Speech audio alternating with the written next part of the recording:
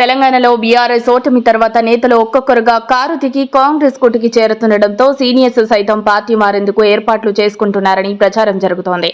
ఇప్పటికీ ఎమ్మెల్యేలు కాంగ్రెస్ లో చేరగా తాజాగా బుధవారం నాడు కేసీఆర్ కి అత్యంత సన్నిహితుడైన కె కేశవరావు సైతం రాజ్యసభ సభ్యత్వానికి రాజీనామా చేసి కాంగ్రెస్ కండువా కప్పుకున్నారు. ఈ నేపథ్యంలోనే మాజీ మంత్రి సబితా ఇంద్రారెడ్డి కూడా కాంగ్రెస్ లోకి జంప్ అయ్యేందుకు సిద్ధమయ్యారని వార్తలు వెలువడ్డాయి. అధికార పార్టీ సబితకు మంత్రి పదవి, ఆమె తనయుడికి నామినేటెడ్ పదవి ఆఫర్ చేసిందని రాజకీయ వర్గాల్లో టాక్ వినిపిస్తోంది. అయితే తన స్వార్థం కోసం తల్లి లాంటి కాంగ్రెస్ పార్టీని వదిలి సీఎల్పీని నాటి టీఆర్ఎస్ లో విలీనం చేయడంలో కీలక పాత్ర పోషించిన ఎమ్మెల్యే సబితారెడ్డి అధికార దాహంతో తిరిగి కాంగ్రెస్ లోకి రావడానికి ప్రయత్నించడం సహకరించరాదని ఆ పార్టీ నాయకులు ఆగ్రహం వ్యక్తం చేశారు.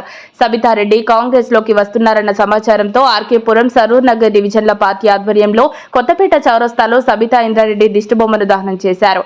ఈ సందర్భంగా కాంగ్రెస్ నాయకులు మాట్లాడుతూ 2018 శాసనసభ ఎన్నికల్లో కాంగ్రెస్ పార్టీపై గెలిచిన 12 మంది ఎమ్మెల్యేలు పార్టీ ఫిరాయించడానికి ముఖ్య పాత్ర పోషించిన సబితారెడ్డి తన రాజకీయ స్వార్థం, అధికార దాహంతో తిరిగి కాంగ్రెస్ పార్టీలోకి రావడానికి తీవ్రంగా కృషి చేస్తున్నారని దుయ్యబట్టారు.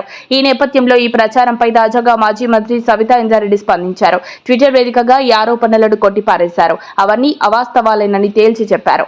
బీఆర్ఎస్ లో కేసీఆర్ తనకు సముచిత స్థానం కల్పించారని వివరించారు. పార్టీ మారాల్సిన అవసరం కానీ, మారే ఆలోచన కానీ తనకు ఎంత మాత్రమూ లేవన్నారు.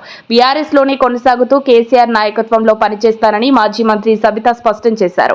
తప్పుడు ప్రచారం చేయొద్దని ప్రసార మాధ్యమాలకు విజ్ఞప్తి చేస్తున్నా అంటూ ట్వీట్ చేయడం కాంగ్రెస్ లో చేరిక వార్తలకు తెరపడినట్లయింది. మరి సబితా వారసుడు కార్తీక్ రెడ్డి కాంగ్రెస్ కూటికి చేరతారనేది ఆసక్తి రేపుతోంది. ఇంత ప్రచారం జరుగుతున్నా తాను ఇప్పటి వరకు స్పందించకపోవడంతో హస్తంగుటికి చేరడం వాస్తవమే అన్న సంకేతాలు ఇస్తున్నట్లుగా వార్తలు చక్కర్లు కొడుతున్నాయి.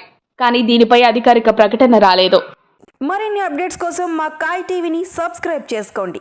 మా వీడియో కనుక మీకు నచ్చినట్లయితే లైక్ చేయండి, షేర్ చేయండి. మీ విలువైన అభిప్రాయాలను కామెంట్ బాక్స్లో తెలియజేయండి.